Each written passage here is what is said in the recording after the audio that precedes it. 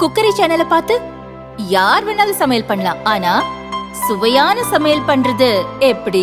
நான் இதயம் நல்லெண்ணெயில சமையல் பண்றேன். ஆஹா ஓஹோன்னு பாராட்டுறாங்க. நீங்களும் இதயம் நல்லெண்ணெயில சமையல் பண்ணுங்க, பாராட்ட வாங்குங்க. தினம் தோறும் வாங்குவே இதயம்.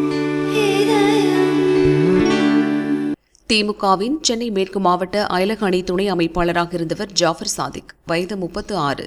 வெளிநாடுகளுக்கு போதைப்பொருள் கடத்தி 2000 கோடி ரூபாய் வரை சம்பாதித்தார். அவரை மார்ச் 9ஆம் தேதி மத்திய போதைப்பொருள் கடத்தல் தடுப்பு பிரிவு அதிகாரிகள் டெல்லியில் கைது செய்தனர். அவர் தனது சகோதரர்கள், மனைவி மற்றும் பினாமிகள் பெயரில் சட்டவிரோத பணப்பரிமாற்றத்தில் ஈடுபட்டது விசாரணையில் தெரியவந்தது. இது தொடர்பாக அமலாக்கத்துறை அதிகாரிகள் தனியாக வழக்கு பதிந்தனர். இந்த வழக்கிலும் ஜாஃபர் சாதிக் கைது செய்யப்பட்டார். அவரது தம்பியும் விசிக நிர்வாகியாகவும் இருந்த முகமது சலீம் இந்த வழக்கில் கைது செய்யப்பட்டார். 2 பேரும் இப்போது புழல் சிறையில் உள்ளனர். இந்த நிலையில் சட்டவிரோத பணப்பரிமாற்றத்தில் ஈடுபட்டதால் ஜாஃபர் சாதிக், அவரது குடும்பத்தினர், பினாமிகள் பெயரில் உள்ள சொத்துக்களை அதிரடியாக அமலாக்கத்துறை முடக்கியது.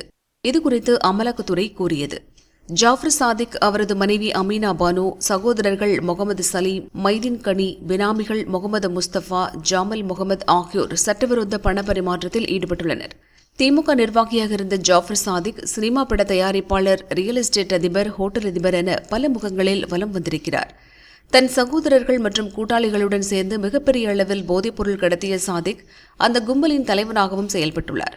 அவர் சட்டவிரோதமாக சம்பாதித்த பணத்தில் JSM ரெசிடென்சி ஹோட்டல், சொகுசு பங்களா மற்றும் ஜாகுவார், மெர்சிடிஸ் உட்பட 7 கார்களை வாங்கியுள்ளார்.